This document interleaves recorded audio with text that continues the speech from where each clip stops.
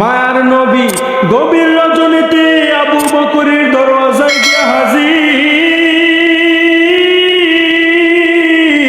দরওয়াজার কিনারায় যাইয়া আবু বকরকে ডাক দিয়া বলে, ও আবু বকর,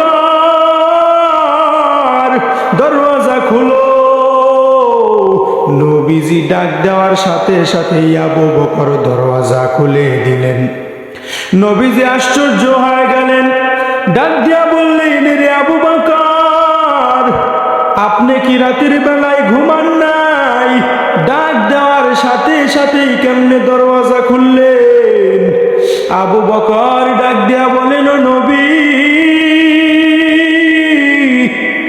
ওই বহুত দিন আগে আপনি আমাকে বলেছিলেন, ও আবু বকর, হিজরতের সঙ্গী হওয়া লাগবে, তুমি আবু বকরের রেডি থাইকো। ও নবী, আল্লাহর কসম করে বলি,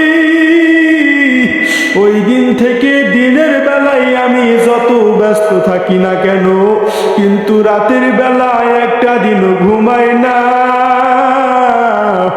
আপনি নবীজির অপেক্ষায় থাকি, আপনি নবী কখন আসবেন? কারণ আমি আবু বকর যদি ঘুমায় যায় আর আপনি নবী যদি আসেন আর ডাক দিয়া যদি আমাকে না পান, দরজা খুলতে না পারি, আর যদি কাফের বেঈমানরা আপনি নবীর উপরে আক্রমণ করে, আমি আবু বকর জাহান্নামী হয়ে যাব। এই কারণে নবী আমি একদিনও রাতের বেলায় ঘুমাই না। মায়ার নবী আশ্চর্য হয়ে গেলেন।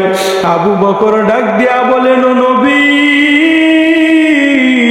আমি আবু বকর রাতের বেলায় একা শুধু ঘুমাই না তা না, আমার মেয়ে আসমাও ঘুমায় না। আপনি নবীর অপেক্ষায় থাকে, নাস্তা বানাইয়া আমার মেয়ে আসমা রেডি।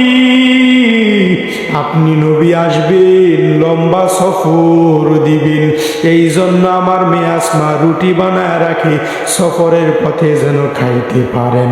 আমার মেয়ে রাতের বেলায় ঘুমায় না। আমার নবী অবাক হয়ে গেলেন। এইবার নবী ডাক দিয়া বলেন, ও আল্লাহ, আবু বকরের দেওয়ার মতো কিছুই নাই। আবু বকর ডাক দিয়া বলেন, নবী, আমার মেয়ে আসমা শুধু একা না, ওই যে উঠানে খুঁটির গোড়ায় তাকাইয়া দেখেন, ওই উঠো আপনি নবীর অপেক্ষায় থাকে, সারা রাত ঘুমায় না। ওই উঠো আপনি নবীর অপেক্ষায় থাকে, আমার নবী কখন আসবে, আমি উটের পিঠের মধ্যে উঠে বসবে, আমি উট নবীর সোয়ারি হব। এই জন্য উঠো, রাতের বেলায় ঘুমায় না। নবীজির চোখের পানি পড়ে গেল। নবী ডাক দিয়া বলেন, ও মালিক, আবু বকরের দেওয়ার মতো কিছুই নাই, তবে আপনার কাছে দোয়া, আজকে এইখান থেকে আবু বকরের সাথে আমার সফর শুরু হয়েছে, এই সফর যেন জান্নাতে গিয়া শেষ হয়।